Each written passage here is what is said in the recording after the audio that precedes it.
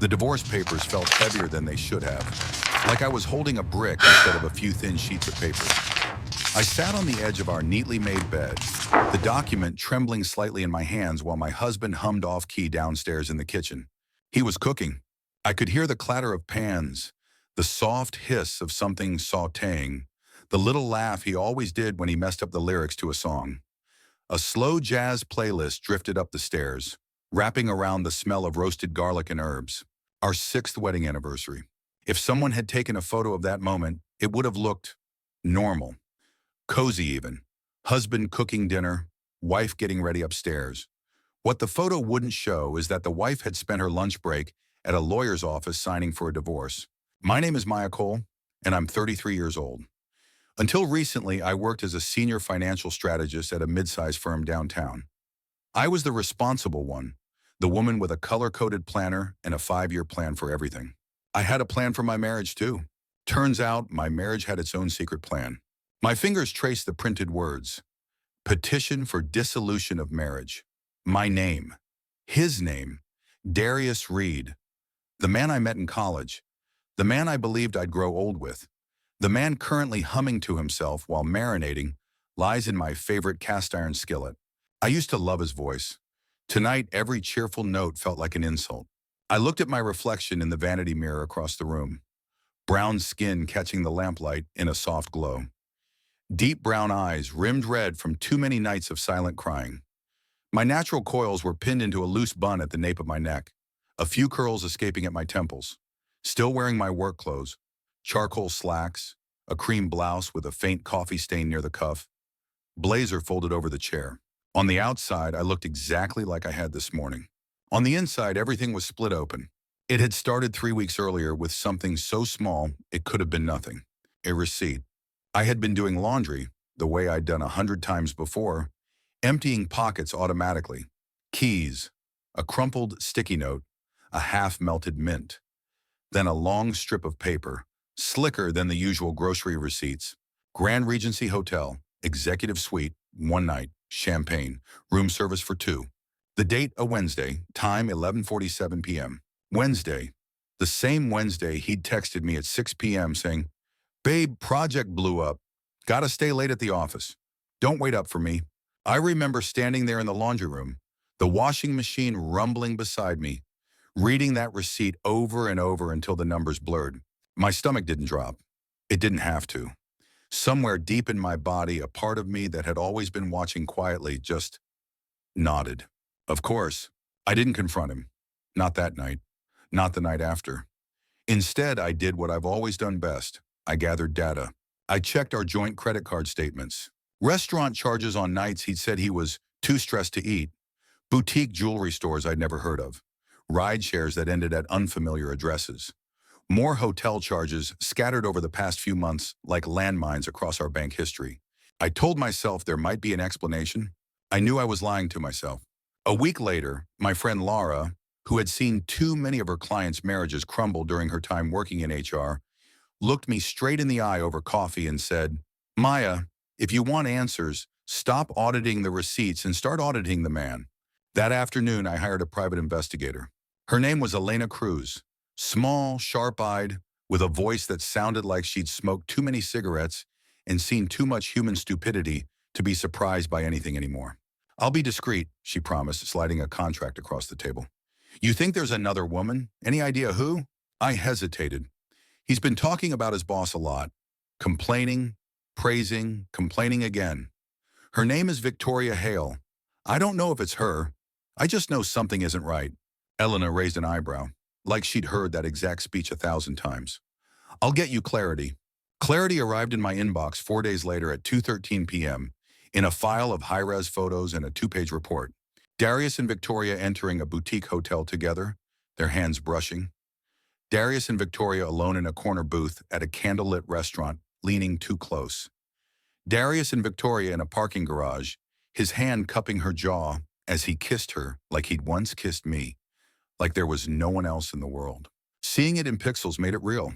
That night, I parked my car 2 blocks away from our house and sat staring at the steering wheel, my hands frozen at 10 and 2, while our porch light cut a warm square out of the darkness ahead. Three words pulsed at the back of my mind like a heartbeat. He chose her. I could have stormed in and screamed. I could have thrown his things out the window. That's what the movies teach you to do. Instead, I went inside quietly, kissed his cheek, and listened to him ramble about office politics and unreasonable deadlines, while my heart calcified. By the end of that week, I had a new bank account in my name only. By the end of the second week, I had hired a lawyer. By the end of the third week, the divorce papers were printed and waiting in my nightstand drawer. Which brings us back to that anniversary night. Maya, babe, Darius called from downstairs, his voice bright and relaxed. Dinner's almost ready. You coming down? I slid the papers into a brown envelope and tucked it behind my stack of journals in the drawer. Not yet. Timing mattered. I forced my legs to move, each step toward the staircase feeling like I was walking through honey. Our house looked beautiful. The same mid-century rental we'd turned into a home with framed photos and thrifted furniture. Soft lamplight, eucalyptus in a vase on the sideboard. The table set with our fancy plates and the wine glasses we'd only used 3 times in 6 years. He had gone all out. Roasted chicken, creamy mashed potatoes, asparagus, a bottle of red wine already breathing on the table. Darius turned as I came down, a broad smile spreading over his face. His dark skin glowed in the kitchen lights, his hair freshly lined up, his favorite navy t-shirt stretched across his chest. "Hey there, Mrs. Reed," he said, crossing the room to pull me into his arms. "Happy anniversary." For a second, my body remembered him. The familiarity of his scent, the warmth of his chest, the way my cheek fit under his chin. Then my mind flashed the image of his hands on Victoria in that parking garage, and whatever softness was left inside me turned to glass. "Happy anniversary," and I answered, stepping back with a smile I'd practiced in the bathroom mirror at work. We sat down to eat. He talked. God, did he talk. About a campaign launch. About a client they'd almost lost and then miraculously kept. About how relentless Victoria was and how he admired her drive, even though she sometimes pushed too hard. Every time he said her name, something inside my chest tightened, but my face never changed. I nodded, asked questions, laughed at the right moments. If anyone had walked in, they would have seen a happily married couple having a perfect anniversary dinner. "Hey," he said suddenly, studying me over his wine glass. "You're quiet tonight. You okay?" "Just tired," I lied smoothly. "Quarter-end reports. You know how it is. You work too hard." He reached out and covered my hand with his. "Maybe we should get away, you and me. Just disappear for a weekend. No phones, no email, no stress." "You mean like the kind of getaway you've been having without me?" "That sounds nice," I said. After dinner, he cleared the table and put on more music. The same old playlist we used to slow dance to in our tiny first apartment when the only things we owned were a mattress on the floor and 2 mismatched mugs. He pulled me into the living room, slid his hands around my waist, and began to sway. For a second, I wondered if this was my last dance as his wife. The thought didn't hurt the way I expected. "I need to tell you something," he murmured, his lips brushing my ear. This was the part he thought he was in control of. The confession he probably spent days rehearsing in the mirror. The big reveal where he'd cry, I'd cry, and we'd have some cinematic argument that ended in either forgiveness or mutually agreed destruction. He had no idea he was late to his own performance. My heart rate spiked, but my voice stayed level. "Okay, tell me." He stopped moving. I felt his chest rise and fall against mine in a shaky breath. "I messed up, Maya." "Go on." I've been seeing someone." His voice cracked. "It wasn't supposed to happen. It just did. I've been having an affair." I let the silence stretch just long enough for him to squirm. "With who?" I asked, even though the name was already a neon sign in my brain. He swallowed. "With Victoria, my boss." There it was, spoken out loud, the truth hanging in the air between us like smoke. He searched my face, waiting for the explosion. Instead, I stepped back and looked at him calmly. "I know," I said. His mouth fell open. For a moment, he looked like a kid who'd just been caught cheating on a test and couldn't understand how the teacher knew. You know," he stammered. I folded my arms. "I've known for weeks, Darius. I found the hotel receipt. I checked the statements. I hired an investigator. I've seen the photos, all of them." The color drained from his face. "Maya, why didn't you say anything? Why did you just—" "Because," I said softly, "I wanted to see what you would do when you thought I didn't know." I watched the words land, watched the realization flicker in his eyes. This entire anniversary dinner, This whole elaborate setup had been staged on a foundation of his own lies and my quiet knowledge. I was going to end it, he said quickly, words tumbling. Tonight, I swear. That's what I was trying to tell you. I love you. It was a stupid mistake, and one hotel once is a stupid mistake, I cut in.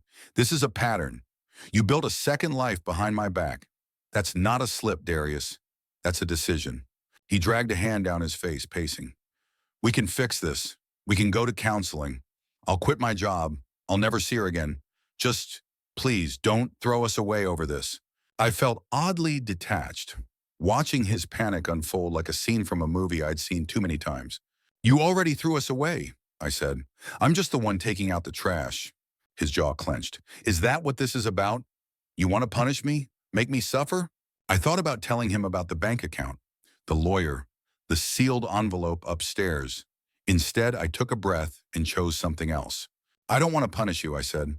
I just don't want to live like this. I won't be the woman who stays with a man who sees her as plan B. I deserve better. You're my wife, he insisted, stepping closer like proximity could change reality. We built a life together. You can't just walk away from that. You'd be surprised what I can do, I replied. He reached for my hand. I moved mine behind my back. Where are you going? He asked, voice thin with disbelief as I turned away. Upstairs, I said. I have some calls to make. His confusion followed me up the stairs like a shadow. In our bedroom, I opened my nightstand drawer with steady hands and pulled out the envelope. I took a quick photo of the signed papers, then attached it to an email to my lawyer. Go ahead, file first thing in the morning. My thumb hovered over send for a heartbeat. Click inwang. There, a whole life pivoting on one small motion. Next, I called my mother. She picked up on the third ring. Hey baby, how's anniversary night? I swallowed, and for the first time that day, my voice wobbled. Mama, I need to come stay with you for a while. A beat, then, what happened? Darius cheated, I said, the words tasting metallic on my tongue. With his boss. It's been going on for months. I filed for divorce. Her inhale was sharp, like someone had punched her. When she spoke again, her voice was soft but steel-lined. You grab what you need and come home. I'll put fresh sheets on the bed. You're not going to say I should try to work it out? I whispered, suddenly 5 years old again. She didn't even hesitate. I raised you to know your worth, Maya. If a man forgets it, that's his loss. Now pack your things. I let myself cry then. Real, messy sobs that I choked down for weeks. I cried into the phone while my mother just listened, making soft noises of comfort until my breathing steadied. Okay, I said finally, wiping my face on the sleeve of my blouse. I'm coming. When I stepped out of the bedroom with a half-sipped suitcase 10 minutes later, Darius was waiting in the hallway, eyes glassy. What are you doing? Where are you going? He reached out again, more tentative this time. To my mom's, I said. I'm not staying here tonight. Maya, please, let's at least talk. We can't just throw everything away in one night. I rested my hand on the suitcase handle and met his eyes. I didn't make this decision in one night. I've been living with the truth for 3 weeks while you looked me in the face and lied. I've had all the conversations I need to have, in my head, alone. I'm done. You can't mean that, he whispered. I do, I said quietly. You broke something you can't glue back together with apologies. He stepped aside when I moved past him, like his body had finally accepted what his brain refused to. At the front door, he tried one last time. I love you, he said. Doesn't that count for anything? I paused, hand on the doorknob. Love without respect is just a pretty cage, I said. I'm done living in one. I walked out. The night air was cold on my wet cheeks as I loaded the suitcase into the trunk.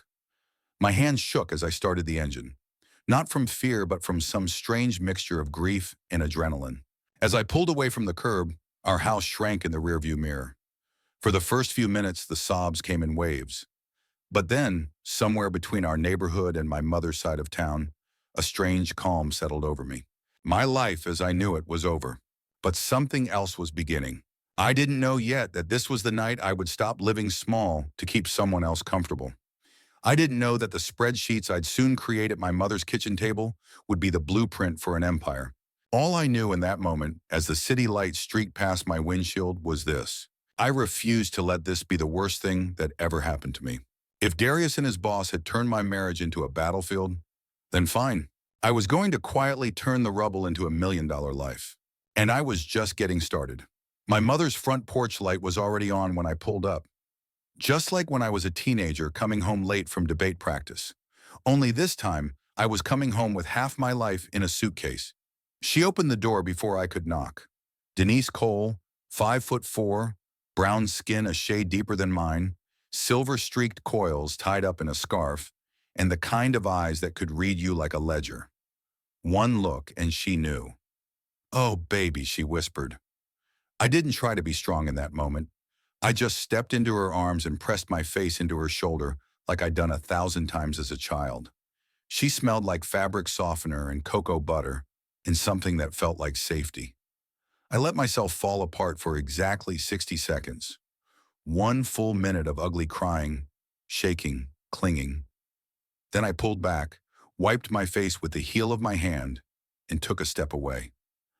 "I'm not here to collapse," I said, my voice steadier than I felt. "I'm here to restart." One of the things I loved most about my mother, she didn't argue with the version of me that showed up. She just nodded. "Good," she said. "Then let's get your things inside. The neighbors are nosy." We carried my suitcase in, the familiar creak of the hallway floorboard greeting me like an old friend. My childhood bedroom was now a guest room, but the bones were the same. Same window overlooking the maple tree, same patch of wall where my old vision board used to hang. "You hungry?" she asked as I dropped the suitcase by the bed. "I'm something," I admitted. Food might be a good start. 10 minutes later, we were sitting at the kitchen table, two mismatched mugs between us. She poured strong coffee instead of wine. It felt right. I needed clarity, not blur. "Tell me everything," she said, folding her hands. So I did. I told her about the receipt, the credit card statements, the investigator, the photos, the way Darius had confessed like it was a brave act instead of a late admission, the way he'd said, "I love you," like that single sentence could paper over months of deceit. She listened without interrupting, only occasionally shaking her head or muttering, in that way she did when she was trying not to cuss. When I finished, she sat back and exhaled slowly. "You did the right thing leaving," she said. "I know it hurts, but you did right." "I feel like I wasted years," I whispered. "Like I invested in a stock that looked solid on paper and then discovered the CEO was secretly embezzling." Her lips twitched. "Trust my daughter to turn heartbreak into an investment analogy." She reached for my hand. "You didn't waste years, Maya. You learned. You loved honestly. That's never a waste. He's the one who squandered something valuable." I stared at the grooves in the worn wooden table. "I don't want to be that woman, Mom." Ew, what woman? "The one whose whole story becomes, 'My husband cheated on me.' I don't want that to be the headline of my life." She tapped the table between us. "So don't let it be. You're the one holding the pen." Something shifted inside me at those words. A small, precise click, like a lock being opened. I pulled in a breath. "Okay, then I need a plan." Her eyes lit up in that proud way she got when I used to bring home straight A's. "Now you're speaking my language." "What kind of plan?" I looked around her small kitchen, yellow cabinets, chipped tile, fridge covered in old photos and magnets from discount stores. This woman had raised me on a nurse's salary, juggled bills like flaming knives, and somehow kept us fed, clothed, and loved. If she could build a life out of almost nothing, what excuse did I have? "I'm a strategist," I said slowly. "Companies pay me to fix their financial messes and grow their profits. I've spent the last decade building wealth for other people." "So build it for yourself," she said immediately, as if the idea had been waiting on her tongue. I looked up, meeting her eyes. "That's exactly what I'm thinking." By midnight, the kitchen table looked like a war room. My laptop was open, spreadsheets glowing on the screen. A legal pad covered in notes sat beside it. My mother's checkered notebook lay between us. She'd always tracked her budget by hand, old school style. "First things first," I said, switching into the mode I usually reserve for clients. "We need to know what I'm entitled to legally." "Walk me through it, Miss Chief Strategist," she said, half teasing. Darius and I had assets. Not a crazy amount, but enough to matter. A house with some equity, a joint savings account, retirement contributions, his stock options at the marketing firm, my 401k, my emergency fund. On the screen, I built a tab labeled Marital Assets, Current Position. Line by line, I entered values, house equity estimate, current savings balance, retirement account totals. Another tab for debts, his car loan, my student loans, the remaining balance on the kitchen renovation we'd done last year. So this is the pile that needs splitting, my mother said, leaning over my shoulder. Exactly. Worst case scenario, I get half of net assets, I said. Best case, we negotiate more because of the circumstances. You have proof of his affair, she reminded me. Judges don't like liars, especially arrogant ones. I thought of Darius's confident face as he'd confessed, like he still believed he could control the narrative. My jaw tightened. I'm not going to ruin him, I said, but I'm not going to let him walk away comfortable while I start from zero either. There's my daughter, Mom murmured. The more we worked, the more my grief condensed into something sharp and focused. We calculated rough numbers. What my half of the house might look like. What portion of his retirement funds I could claim. How much cash I could realistically walk away with after legal fees. It wasn't millions, but it was seed money. Now, my mother said, sliding my notebook back toward me, what's step 2?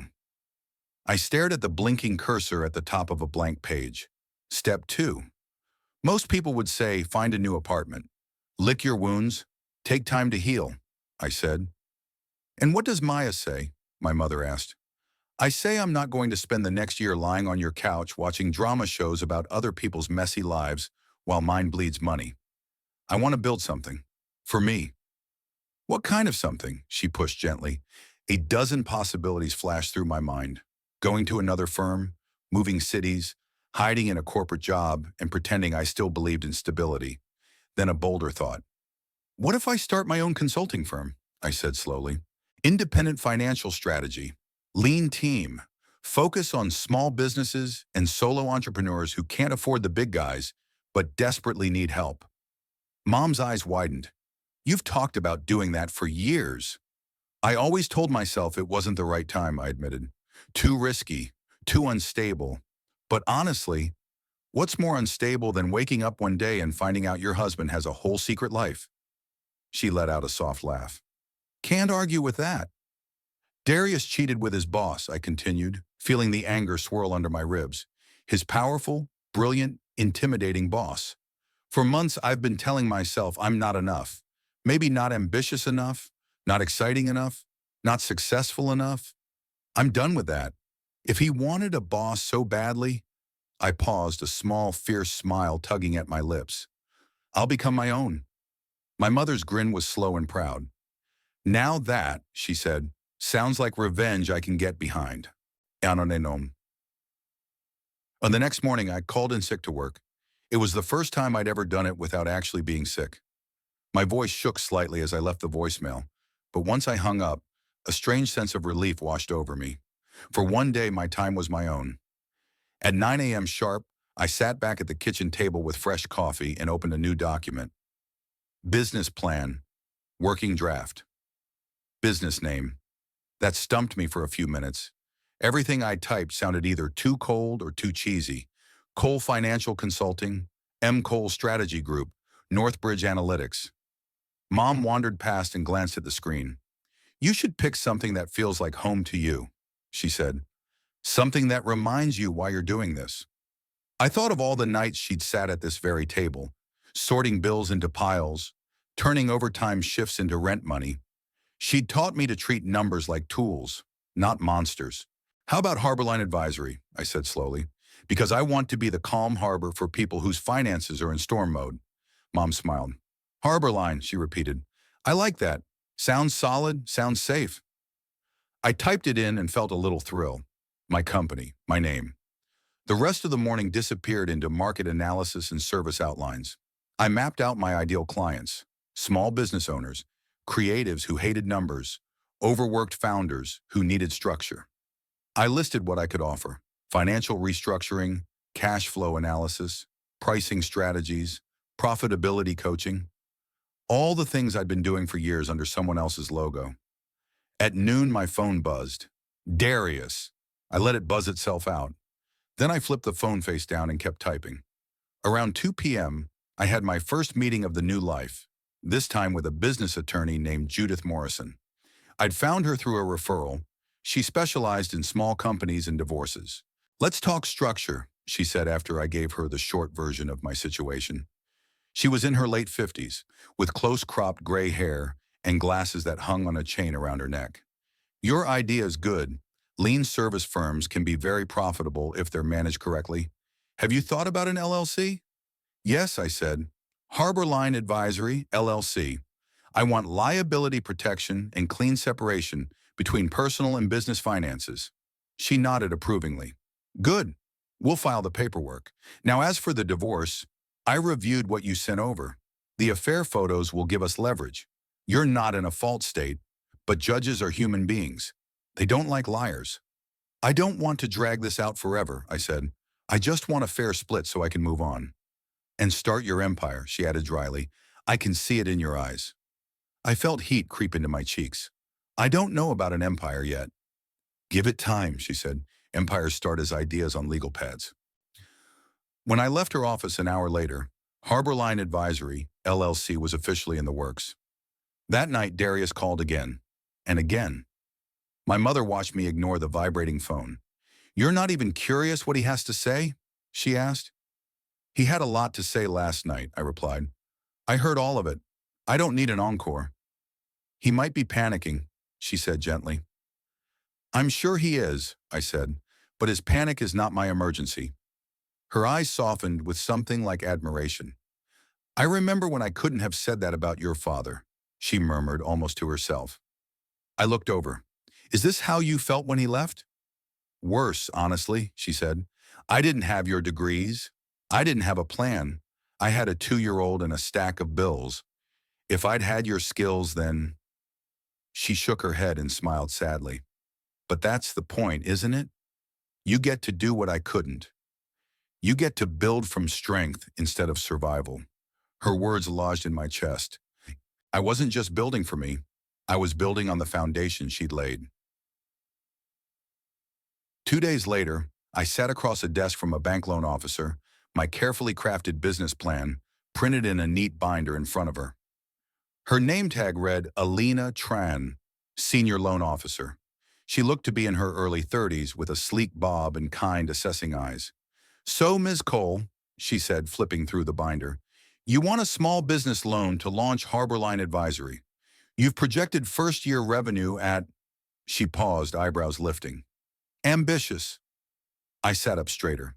"It's aggressive, but based on my existing network and industry averages for my services. I've been underpaid for years. These numbers are me finally pricing at market rate." She smiled slightly. "I respect the confidence." I slid a folder across the desk. "Here are my pay stubs, tax returns, and credit reports. My score is 802. I also have proof of pending divorce proceedings and a rough estimate of the settlement. I'm prepared to use my share of the house equity as collateral if necessary." Alina nodded slowly, tapping her pen against the desk. "You've thought this through." "I make a living thinking things through," I said, fighting the urge to fidget. "I know the risks. I also know the cost of not doing this." She studied me over the paperwork, then leaned back in her chair. "Can I ask you something off the record?" she said. "Sure." "Why now? Most people in the middle of a divorce scale back risk. You're doing the opposite." I thought of Darius's face when he realized I'd known. The 6 months he'd spent building a secret relationship while I was building his dream life. The nights I'd stayed late at work, believing I was protecting our future while he was burning it down for fun. "Because somebody already gambled with my life without my consent," I said. "This time, I'm placing the bet myself." Alina's mouth curved into a slow, impressed smile. "Fair enough." She flipped to the financial projections again. "Everything here looks solid. I'll push this through as quickly as possible. How much are you asking for?" 50,000, I said. "Combined with my savings and the divorce settlement, that'll give me enough runway to make this profitable without drowning in stress." She jotted down a note. "You'll hear from me within a week." Outside the bank, I stood on the sidewalk for a long moment, letting the cool air hit my face. A week. A week to find out if the world believed in me as much as my spreadsheets claimed it should.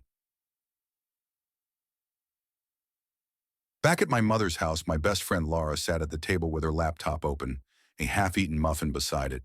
She'd shown up unannounced that morning with a fierce hug and a tote bag full of snacks. Okay, she said now, tapping the spacebar. If Harborline Advisory is going to exist in the 21st century, we need branding.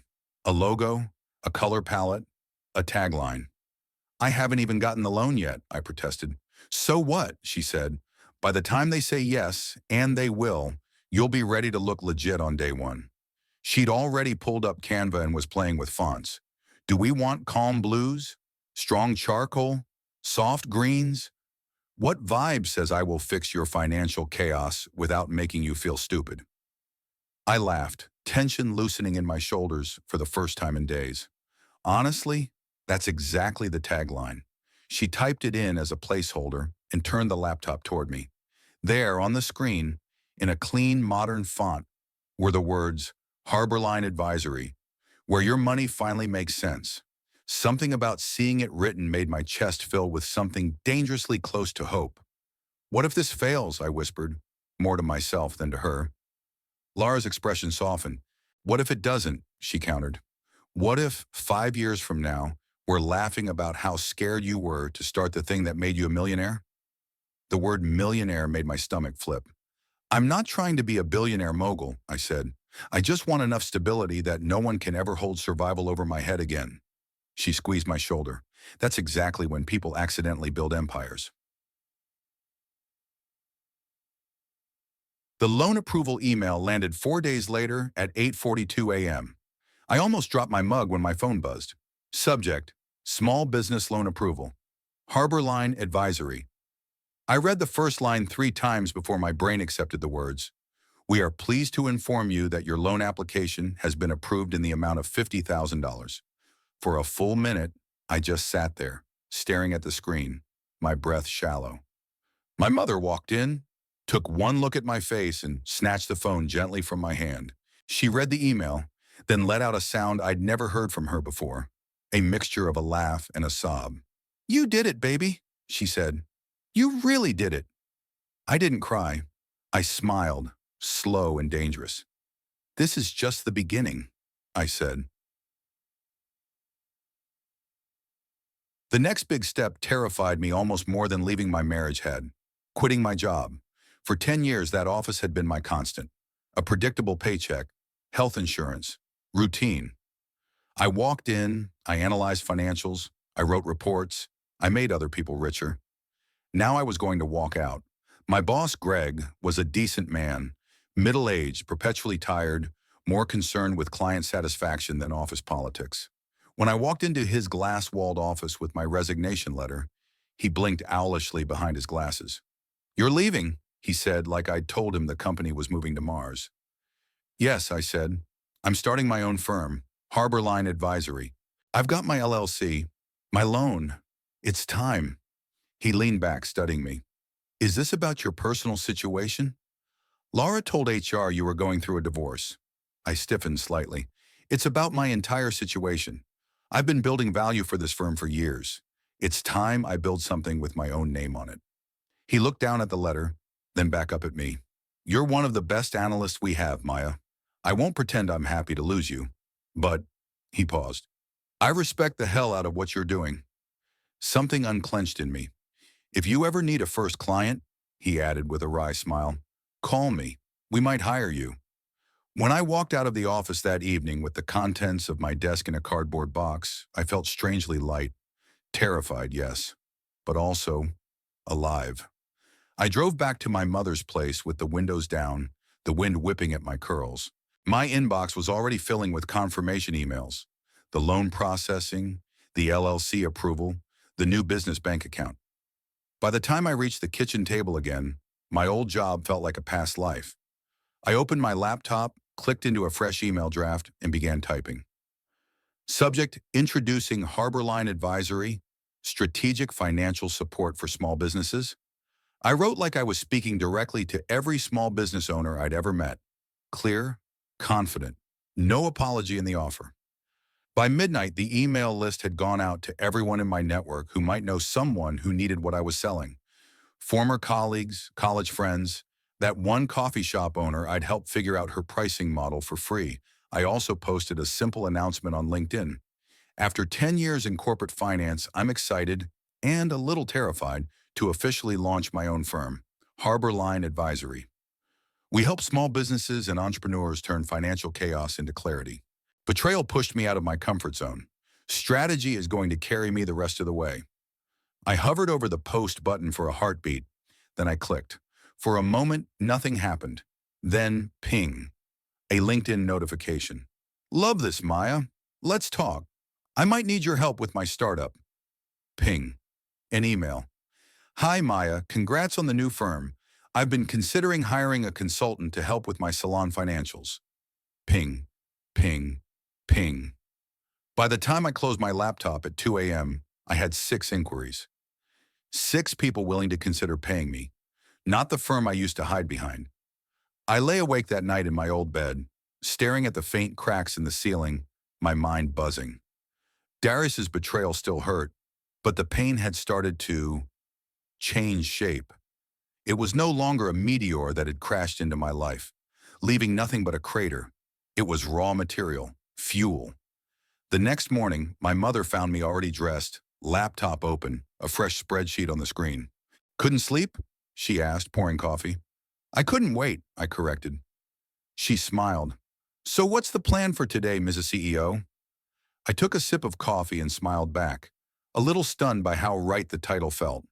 Today, I said, I turn those inquiries into clients. I paused, feeling that dangerous, growing certainty settle deeper into my bones.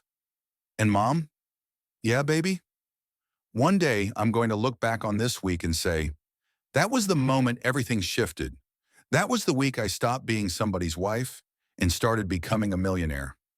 She lifted her mug toward me. To the shift, then. We clinked our cups together. Outside, the world looked exactly the same. Inside, my entire life had already started to change. If you've never tried to sell your skills when your heart is still swollen from betrayal, let me tell you, it's an odd combination. The morning after I declared myself CEO of a company that technically didn't exist yet, outside of a logo and some legal paperwork, I sat at my mother's kitchen table in a blazer, pajama shorts, and fuzzy socks, getting ready for my first consultation calls. 6 inquiries had come in from my email blast and LinkedIn post. 6 possible doors into my new life. 6 chances to prove that I wasn't crazy for betting on myself right after my marriage exploded. Remember why my mother said, setting a plate of toast next to my laptop, these people asked for you. They already like what they saw. You're not begging. You're choosing who you want to work with. Are you always this supportive? I asked. Or is this because you secretly wanted to quit nursing and start a bakery and never did? She shrugged. Maybe I just like seeing my baby do what I didn't have the chance to. The clock hit 9, time for call number 1. I took a breath, clicked join meeting, and stepped into the role I'd spent 10 years unknowingly training for. The first potential client was a woman named Janelle, owner of a hair and beauty salon that had somehow gone viral on TikTok, but was drowning in financial confusion. I know how to make hair magic, she confessed, twisting a braid between her fingers. But asking me about profit margins is like speaking ancient Greek. I speak Greek, I said gently. Financial Greek anyway. You focus on the magic. Let me make sure the numbers respect that magic. By the end of the call, she'd signed a 3-month retainer. Client number 1 secured. The second call was with a husband and wife team who ran a small catering company, arguing on mute about whether they could afford this consultant lady. I unmuted, interrupted their bickering softly, and showed them in real time how much money they were losing by underpricing themselves. Their silence as they saw the numbers rearrange on the spreadsheet was almost comical. We've been giving food away, the wife finally whispered. Yes, I said kindly, and we can fix that. They signed too. By late afternoon, I had 3 confirmed clients and 3, let us think about it maybes. I closed my laptop, leaned back in my chair, and stared at the ceiling. I had just made in one day what my old company used to bill for me in a week. And this time, most of it would actually land in my account. That evening, after my mother went to bed, I sat in the dark living room with only the TV glow bouncing off the walls thinking about Darius. For the first time, I didn't picture him kissing Victoria. I pictured him walking around our old house like nothing had changed, while my world was quietly rearranging itself around a new axis. I pictured him at his desk, at his job, under someone else's name, making someone else rich, believing he was ahead in life because he had a wife at home and a lover on the side. Meanwhile, at my mother's kitchen table, I was building something that would one day make his entire definition of ahead look laughably small. Quiet revenge, I whispered to myself, a little smile curving my lips. The next few weeks blurred into a rhythm. Consultations, onboarding, deep dives into messy books and half-finished spreadsheets from clients who were brilliant at what they did and terrible at tracking the money they made. I created systems, color-coded dashboards, cash flow forecasts, pricing models that actually respected their time. I'd always loved this part of the work, but it hit different when the checks were made out to Harborline Advisory instead of some firm that saw me as a line item on payroll. At night when I closed my laptop, my inbox buzzed with divorce emails. Darius's attorney trying to stall. My attorney, Judith, batting them away with that ruthless politeness she'd perfected over decades of dealing with men who thought charm could outmaneuver law. He keeps asking for more time to process, or she told me on a call one afternoon. Classic delay tactic. He's hoping you'll soften. Then file the motion to move things forward, I said. I don't want soft, I want done. You're one of the clearest clients I've had, she replied. Most people waffle. You're precise. I have too much else to build to sit around negotiating feelings, I said. When the preliminary settlement numbers came in, I sat with Judith in her office, reviewing everything carefully. Half the house equity, half the joint savings, a negotiated slice of his retirement account. We didn't go after blood. We went after fairness, with teeth. Once this is final, Judith said, tapping the papers, you'll be walking away with roughly $70,000 in cash and transfers, plus your loan and your existing savings. Not a bad war chest to start your new life. I exhaled slowly. It won't fix the emotional damage. No, she agreed, but it'll make paying for therapy and office furniture a lot easier. The divorce was finalized on a Tuesday afternoon, 6 months after I'd left. I signed my name in triplicate, handed the pen back to Judith, and waited for the crushing wave of emotion I'd always imagined would come when a judge officially stamped my marriage as over. It didn't come. Instead, I felt oddly neutral, like I'd finally finished a book I'd been forcing myself to read long after I'd stopped enjoying the story. How do you feel? Judith asked. Free, I said, and busy. I have a client meeting in an hour. She laughed. Go then. Go build something better. I stepped out onto the courthouse steps into afternoon sunlight, my phone buzzing in my bag. A text from an unknown number. Can we talk? Just once? Discernity. I stared at the tiny letters, my thumb hovering. Then I did what I'd promised myself I would. I blocked the number and slid the phone back into my bag. The only conversations I was interested in now were ones that paid my consulting rates or fed my peace. With the settlement finalized, I made a move I'd been quietly planning for months. I found a small studio apartment halfway between my mother's house and the downtown co-working building where I'd been renting a shared office. Exposed brick, tall windows, just enough space for a bed, a couch, and a desk. The lease felt like another contract of independence. My baby got a city view, my mother said, wiping tears as she helped me hang curtains. I remember when you were little, pointing out the tall buildings every time we drove past downtown saying, I'm going to work in one of those. Working in them was step one, I said, looking out at the skyline. Owning a piece of them, that's step two. The work didn't slow. In fact, it multiplied. Those first 3 clients turned into 6. 6 turned into 10. One restaurant owner, thrilled with how I'd cleaned up his books, recommended me to 3 of his friends. A boutique gym owner tagged Harborline Advisory in a glowing Instagram post. Someone from my old firm reached out quietly saying, do you take on companies my size? Asking for my actual boss. For the first time in my life, I had to think about wait lists and hiring help. The idea of hiring someone, being someone's boss instead of just reporting to one, made me pause. A year earlier, the word boss had been a wound. Victoria had been the boss. The other woman. The reason my husband worked late. Now the word boss meant something completely different. It meant authority. It meant leadership. It meant not needing anybody to pick me for a position because I was creating one. In a small victory no one knew about but me, I'd reclaimed that word. Around the 9-month mark, Harborline hit its first major milestone. I crossed 6 figures in revenue. It was a quiet moment. Just me, sitting in my little office, looking at the bookkeeping software I'd set up for myself, watching the numbers tick over. I didn't scream. I didn't pop champagne. I just leaned back, closed my eyes, and let a slow, fierce satisfaction flow through me. Darius and I used to sit at our dining table and talk about what we'd do one day if we ever made that kind of money. Probably blow half of it on a stupid car, he'd always joked. Or invest it, I'd counter. Here I was, making it without him. And I knew exactly what I wanted to do with it. I reinvested. I upgraded my office from a shared co-working desk to a small private suite with my name on the frosted glass. I hired my first part-time assistant, Noelle, a recent grad with a bullet journal and an obsession with organization.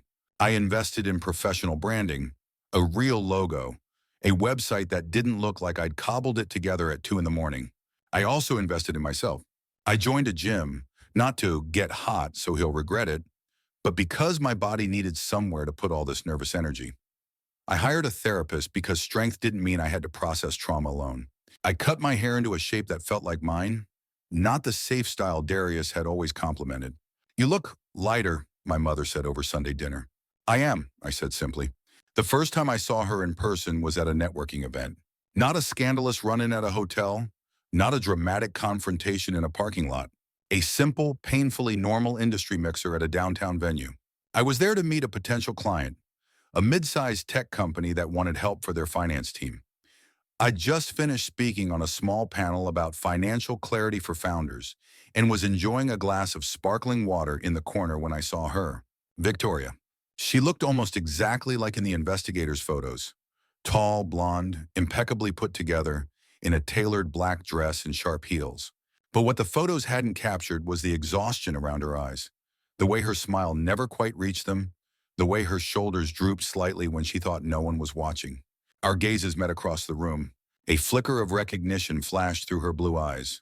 Oh, her. For a second, the room shrank, the noise blurring into a dull roar. All I could see was her hand on Darius's chest, her lips against his, the hotel receipt in my laundry room. My instinct was to look away. I didn't. Instead, I took a slow sip of my drink and held her gaze. I saw embarrassment wash over her face, shame, maybe regret. She looked away first. Later, as I was slipping my card to a potential client, she approached. Maya, she said softly. I turned, keeping my face neutral. Yes, I'm Victoria, she said unnecessarily. We've never met, officially. We don't need to, I said. She flinched slightly but pressed on. Look, I know I'm the last person you want to hear from. I don't expect forgiveness or anything like that. I just wanted to say, I'm sorry. I knew he was married. I knew it was wrong. There's no excuse.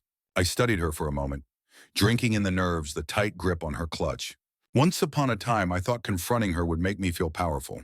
Now, standing here in a custom blazer with Harbor Line Advisory stitched into my name badge, I realized something surprising. I didn't need anything from her. Not her apology, not her guilt, not her suffering. I appreciate you saying that, I said calmly. But the apology you owe me is between you and whatever conscience you sleep with at night. I've moved on. He hasn't, she blurted, then looked immediately like she regretted it. I mean, from what I hear, he's not doing great. He took what happened really hard. I felt nothing. That's unfortunate, I said. But his journey is no longer my concern. I watched the words hit her, not like a slap, more like a door closing quietly with finality. She nodded. I understand. And congratulations. On your firm. People here won't stop talking about that woman who makes numbers sound less terrifying. I allowed myself a small smile. That part you can keep spreading? She huffed the smallest laugh. Fair enough. Good night, Maya. Good night, Victoria. As she walked away, I didn't feel vindicated. I felt clean, like that particular piece of emotional clutter had finally been taken out with the trash. The real turning point, though, came about 10 months after I left my marriage. My phone rang with a number I recognized immediately. My old boss, Greg. Hey, stranger, I said, answering. You missed my color-coded reports? You have no idea, he replied. Listen, I've got something you might want. He explained that their firm was undergoing a major internal restructuring. They needed an external consultant to audit their operations and redesign their financial workflows. It's a 6-month project, he said. Big scope, board oversight. We could have gone with one of the big names, but I recommended you. I sat up straighter. How big are we talking? He named the number. I almost dropped the phone. It was nearly as much as I'd made in a whole year as an employee there. All that for half a year of work? I managed. Well, you're worth it, he said. And frankly, it'd be good to show certain people what they lost. A memory flashed of the farewell party they'd thrown for me. Darius had skipped it because of work. Send me the scope, I said, pulling my laptop closer. I'll review it and get back to you. 2 weeks later, after a board presentation where I walked a room full of mostly older men through how their inefficiencies were bleeding money, Harborline Advisory landed its largest contract yet. When I left the boardroom, my heart still pounding from the adrenaline, I stepped into the building's parking garage and nearly collided with him. Darius. He was walking toward the elevators, his tie loosened, his shoulders slightly hunched. When he saw me, he stopped like he'd hit an invisible wall. Maya, he breathed. I stood very still, a folder in my hand, the contract still warm from signatures. For a moment, the past 6 years of our life flashed across my mind like a montage. The way he used to make pancakes on Sundays, the first Christmas tree we'd bought together, the night I'd found that receipt. You look different, he said. Good, you look good. I am good, I answered simply. Excuse me, I've got another meeting. I walked past him, the click of my heels echoing through the garage, my spine tall, my gaze fixed forward. I didn't look back. In that moment, for the first time, I felt it fully. I wasn't just surviving. I was winning. Not loudly, not with dramatic confrontations or social media rants. Quietly, strategically. One client, one contract, one late night at a time. I was turning the worst thing that had ever happened to me into the foundation of a life that was starting to look suspiciously like everything I'd once thought I'd only have with him. Now I was learning the truth. I had never needed him to get here. I had only ever needed me. And I was finally giving myself everything I'd been pouring into everyone else. The 6-month contract with my old firm changed everything. Not just financially, though. The $80,000 fee wired into Harborline's account made my hands shake when I first saw the balance.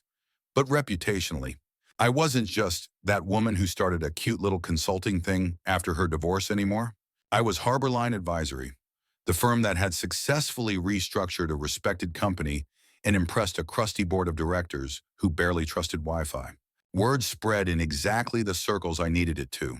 3 new mid-sized companies reached out within weeks, saying some version of, "We heard what you did for them. Can you do that for us?" I quickly realized I couldn't keep doing everything alone. One late night, sitting on my office floor surrounded by manila folders like a paper sea, I called my mother. "I think I need employees," I said, sounding like I was confessing to a crime. She chuckled. "That tends to happen when your little business stops being little." "But what if I hire the wrong people?" I said. "What if I become the kind of boss I used to hate? What if you trust yourself just this once?" She cut in gently. "You've been trusting everyone else your whole life. Maybe it's time you believe that the woman who built this from a kitchen table knows a thing or two about people." I closed my eyes and exhaled. She was right. She was infuriatingly right. The first person I brought on in a real full-time way was Theo, a quietly brilliant numbers guy with a soft voice and a mind like a calculator. He'd been laid off from a giant accounting firm and was looking for somewhere smaller, where I'm not just a cog. "I don't just want someone to crunch the numbers," I told him in the interview. "I want someone who cares about what the numbers mean for the people behind them." He thought for a moment, then said, "My dad lost his mechanic shop because no one ever taught him how to read a balance sheet. I've been angry about that since I was 15. So, yeah, I care." I hired him on the spot. Next came Amira, a marketing specialist with curly hair, bold lipstick, and a knack for turning complex ideas into clear, engaging messages. "You're great at explaining what you do when you're on call," she told me after our first meeting. "We just need to bottle that and put it online. Right now, your website looks like a tax form." With Theo on operations and Amira amplifying our story, Harborline shifted from me juggling everything to us acting like a real firm. We moved into a larger office suite with actual separate rooms, a small conference space, and a reception area where Noel managed the front desk like a hawk with a smile. One afternoon, as I watched them all working, Theo buried in spreadsheets, Amira sketching campaign ideas on a whiteboard, Noel scheduling clients, I had a moment of dizzying perspective. Darius had once told me, during a stupid argument about chores, "You know you'd fall apart without me, right? I'm the one who keeps us moving." I looked around at the company I'd built after he shattered my life and almost laughed out loud. Who was keeping who afloat now? Recognition started to trickle in. A local business magazine reached out for an interview. The headline of the article they ran a month later read, "From Broken Vows to Bottom Lines, How One Woman Turned Heartbreak into a Thriving Financial Firm." When the issue hit stands, DMs flooded my social media. Some came from strangers. "I've been scared to leave my cheating husband because of money. Seeing what you built makes me think I can do it too." Some came from people who knew me back when I was just Maya and Darius, a match set in their minds. "I had no idea everything you went through. You're incredible." For once, the thought of him being sick, seeing me on that cover, didn't bring me any particular satisfaction. I didn't care what he felt. My success was no longer a performance for his regret. It was an expression of my own value. Still, the article opened even more doors. I was invited to speak on a panel at a women's entrepreneurship conference. The idea of standing on stage and telling my story to a room full of strangers made my armpits sweat just thinking about it. "Do I really have anything to say that people need to hear?" I asked Laura over pho one night. She almost choked on her noodles. "You turned being cheated on into a six-figure business in under a year. Yes, Maya, you have something to say."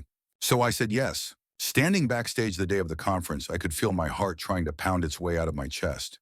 The other panelists, founders with glossy brands and even glossier Instagram feeds, chatted easily, used to the spotlight. Then they introduced me. I walked out, blinking against the stage lights, and saw 200 women looking up expectantly. Instead of launching into the perfectly polished speech I'd written, I took a breath and said the most honest thing I could think of.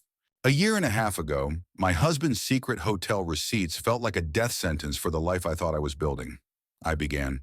"Turns out they were an invitation to build something much bigger. Without him." A ripple of recognition moved through the room. I told them the story, not in gory, dramatic detail, but in the way that mattered. How insecure the betrayal made me feel at first. How small. How I'd quietly started opening new accounts, hiring lawyers, writing business plans. How I'd promised myself that my life's headline would not be "Woman Destroyed by Cheating Husband," but "Woman Built a Life So Good She Forgot What He Looked Like." They laughed, some cried, all listened. When we moved into the Q&A portion, hands shot up. "How did you deal with the fear of failing? What did you do on the days when you just wanted to crawl back under the covers? How did you stop comparing yourself to her?" It hit me then. What I'd built wasn't just a company. It was proof. Proof that starting over wasn't a euphemism for downscaling your dreams. Proof that a woman could be devastated and still be dangerous in the best possible way. After the panel, a line formed. Women waited to talk to me, clutching notebooks, programs, sometimes just their own hands. They whispered their stories: cheating husbands, narcissistic partners, business partners who'd stolen ideas, bosses who'd ground their confidence into dust. "Your story makes me think I could leave," one woman said, tears trembling in her eyes.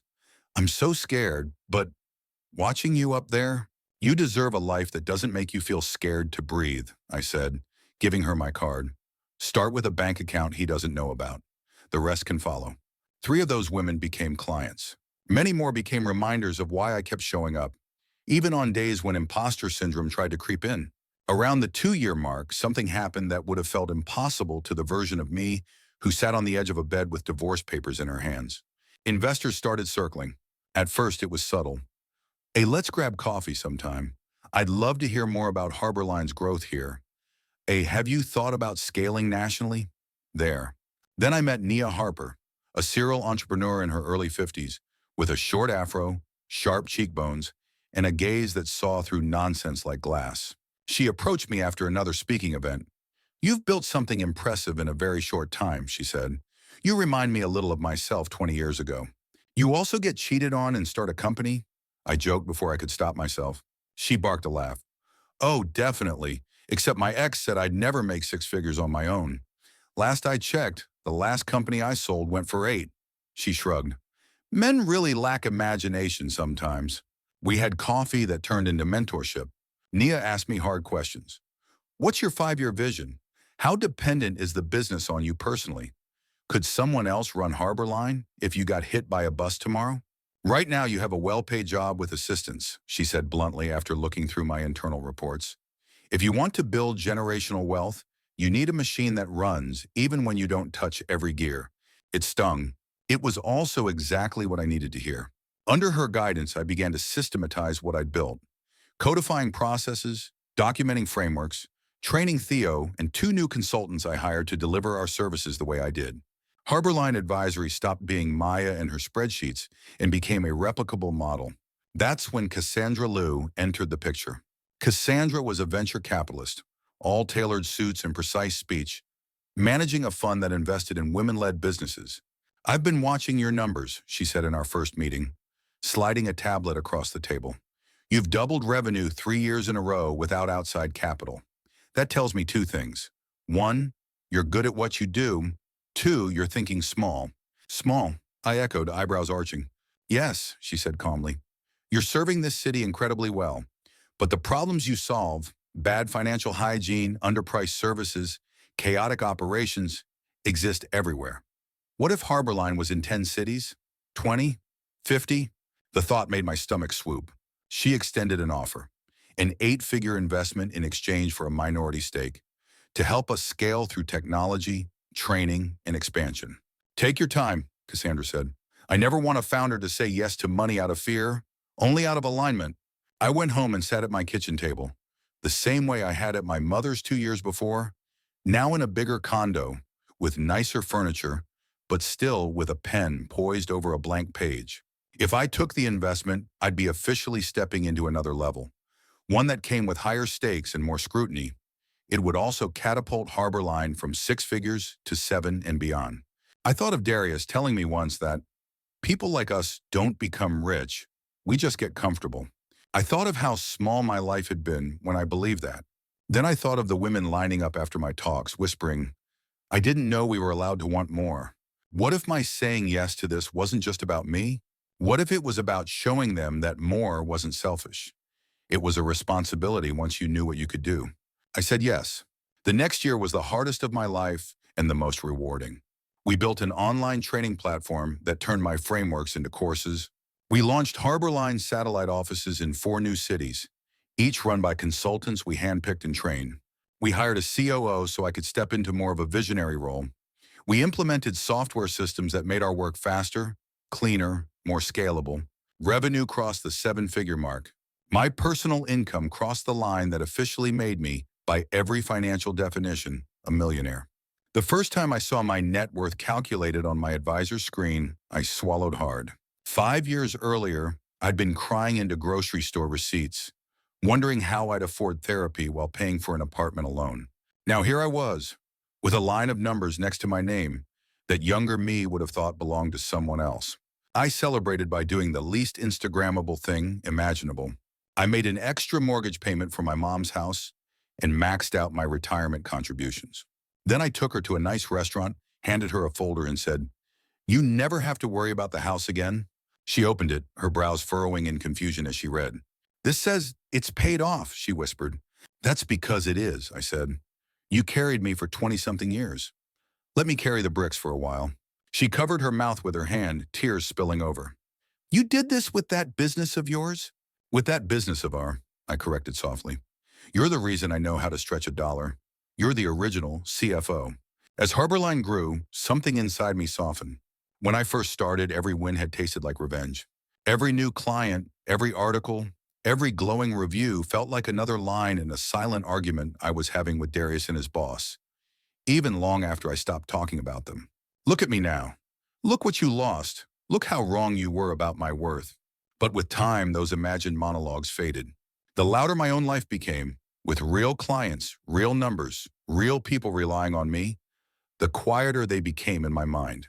One afternoon, about 5 years after I'd left him, I was in my office reviewing the quarterly reports when Noelle buzzed in. "There's someone here asking for you," she said. "He doesn't have an appointment, but he says it's important. Name's Darius Reed." His name felt strange in my ears, like a song I hadn't heard in years. Old triggers fluttered in my chest, but they didn't land the way they used to. "Tell him he has 5 minutes," I said, "in the conference room with the door open." He was already seated when I walked in, hands folded tightly, suit a little worn around the edges. For a moment, we just looked at each other. "You look," he began, then stopped. "Successful. You look successful." "That's because I am," I said evenly. "What do you need, Darius?" "I have another meeting soon." I watched an interview you did for that documentary, he said. The one about women building businesses after divorce. That a streaming platform had followed me and a few other women entrepreneurs for months, turning our stories into a limited series. I'd agreed because they promised to focus on the rebuilding, not the gossip. I saw how much pain I caused you, he continued, voice low, and how you turned it into this, a whole company, a life. I just, he swallowed. I'm sorry. I know I've said it before by text, but I needed to say it to your face. I studied him. The arrogance that had once lived in his posture was gone, replaced by something humbler, older. I appreciate you saying that, I replied. But my healing stopped depending on your remorse a long time ago. He nodded, eyes shiny. I'm not here to ask for anything. Not a second chance, not money, not help. I just wanted you to know I'm doing the work. Therapy, accountability. I've had to rebuild too in my own way. I hope you keep going, I said, for your own sake. He looked around the glass-walled conference room, at the Harbor Line logo etched on the far wall, at the people moving through the hallways with purpose. You always were the strong one, he said softly. I thought I was the catch. Turns out I was just along for the ride. You were always driving. For the first time, his admission didn't feel like a twisted compliment. It just felt true. Well, I said, standing. I'm glad we both know who's driving now. He stood too. Thank you for giving me 5 minutes. I promised myself if you said no, I'd never bother you again. I meant it. This is the last time we ever speak, I said, not unkindly. Take care of yourself, Darius. You too, Maya, he replied. I watched him leave through the glass, watched the elevator close, and felt something uncoil inside me. Not triumph, not vindication, just peace. He wasn't the villain in my story anymore. He was just an early plot twist that forced the main character to grow faster than she would have otherwise. The real revenge, the only revenge that mattered now, was what I did next. I took the wealth, experience, and visibility I'd built and created something I wished I'd had when I sat at my mother's table with divorce papers and a blank spreadsheet. The Harbor Line Futures Foundation, a nonprofit arm of my company, dedicated to helping women leaving toxic relationships gain financial literacy, seed funding, and mentorship to start their own businesses. We're going to be the safety net I didn't have, I told Nia and Cassandra as we sat in a planning meeting. Not in a way that encourages dependence, but in a way that gives women the runway to take off. We assembled a team. We raised funds. I committed a percentage of Harbor Line's profits each year. Our first cohort was 10 women, 10 stories of pain, cheating husbands, emotional abuse, financial manipulation, 10 sets of eyes that shifted over the course of 6 months from haunted to hopeful. We taught them how to read credit reports, create budgets, pitch investors, register an LLC. We paired each of them with mentors, women who'd walked similar paths and survived. At the graduation ceremony, I stood at the podium looking at their faces. When I walked into a lawyer's office with my own divorce papers, I told them, I thought my life was falling apart. I didn't realize yet that I was actually standing at the starting line of the life I was supposed to have. I gestured around the room. You're at your own starting line now. You've already done the hardest part, deciding to leave what was breaking you. Now you get to decide what you build in its place. One by one, they came up to get their certificates and small grant checks. When they hugged me, they didn't say, thank you for saving me. They said, thank you for showing me I could save myself. That was the difference. That was the point. One quiet evening, years after that anniversary dinner where I first heard the sizzle of garlic and lies, I stood in the floor-to-ceiling window of my home office. Below, the city glowed. Street lights, office windows, headlights tracing lines through the dark. On the wall beside me hung frames. The first Harbor Line logo mock-up, the business magazine cover, a still shot from the documentary premiere, the foundation's first cohort photo. Awards shimmered on the bookshelves. Fastest growing woman-led firm, excellence in financial education, community impact leader. My phone buzzed. A new email. I glanced at the subject line from a global firm I'd admired for years. Acquisition interest. Harbor Line Advisory. They were offering a number that once would have made me faint. Now it made me thoughtful. Sell, scale further, merge. It was a big decision, but whatever I chose, it would be my choice, not an act of desperation or escape. I set the phone down without opening the message and took a slow breath. I thought about that first night at my mother's table, hands shaking on a chipped mug, spreadsheets half-formed, the pain still raw. I thought about the woman who left a house with a suitcase and a broken heart. I thought about how sure I'd once been that being a wife was my biggest achievement. Now I smiled at my reflection in the glass. I wasn't the ex-wife of the guy who cheated with his boss. I was Maya Cole, founder and CEO of a multi-million-dollar company, mentor to hundreds, proof to thousands that devastation could be the doorway to destiny. The sweetest revenge was never about watching him fall. The sweetest revenge was this: a life so rich in purpose, peace, and prosperity that his betrayal became nothing more than the opening chapter of my origin story. I picked up my phone again, not to answer the acquisition email, but to send a message to my mother. Dinner Sunday, my house. I'm making your favorite. Moments later, her reply lit up the screen. As long as you don't burn it like you did at 17. Proud of you, baby. I laughed, put the phone down, and looked back out at the city I had once only dreamed of belonging to. I hadn't just survived what he did. I had alchemized it. Turned hurt into hunger. Turned hunger into strategy. Turned strategy into wealth. Turned wealth into impact. My husband had confessed to cheating with his boss, and I had quietly turned that pain into a millionaire life. One spreadsheet, one boundary, one brave decision at a time.